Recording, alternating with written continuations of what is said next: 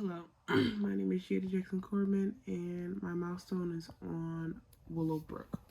I have tried to do um the screen power, but I've tried like 50 times and it's not working. So I'm just gonna do it on my phone. A little overview. Willowbrook State School is a school located. It was a school located in Staten Island, New York. And it was organized to help the intellectual disadvantages of children or just people in general. It was founded in 1941 during the times were often rejected, where people often rejected people like other people with disabilities. School originally occupied up to 4,000 people, but it later reached 6,000 people in 1985, this making it overpopulated at Willowbrook. And then it later closed in 1987. Around this time, people with disabilities were rejected by society and were seen as outcasts. They were often treated poorly and often very neglected.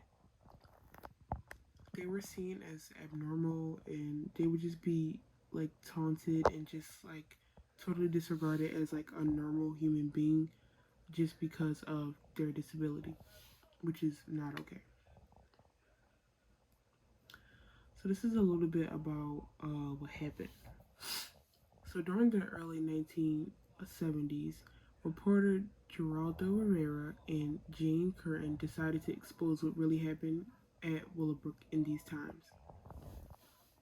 So, a little backstory: Willowbrook was an institution for the disabled, where they were state funded. So they were funded by the state. They were supposed to be using these funds for uh, their patients and helping to better the outcome and the life expectancy of their patients. But this all went downhill.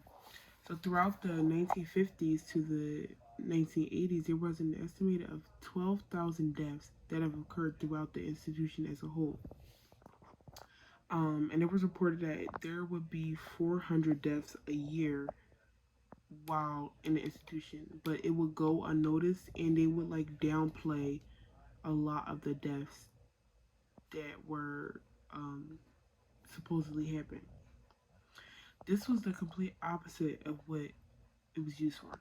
So going back to like how they were funded by the state, um, the state funded them to take care of these people, and they just weren't. These people died from things like lack of resources. So this could be like lack of bedding because due to the overpopulation. Because at a point there were 6,000 people, and it only supposed to staff and hold 4,000 people. So lack of resources and like food and water and stuff. Neglect. They were abused really badly. They were burned. A lot of the violence that occurred there due to them just not caring about what happened in there. Um, there was a lot of experimentations on the.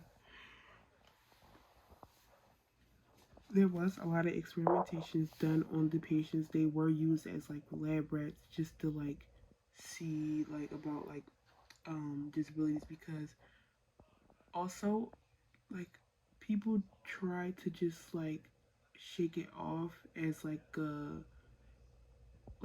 a thing, like a sickness. Basically, they were like seen as like an illness and needed to be fixed. So like when they would do these experiments, they would basically just torture them and mutilate them.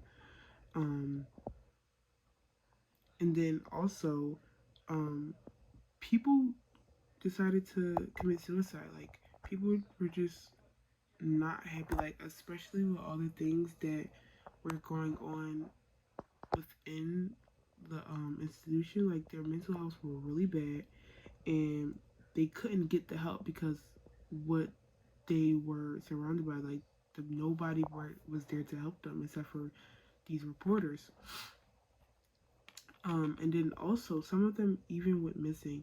There are still some survivors today that I researched on. I really don't know. They didn't give any specifics, but there are still some survivors today.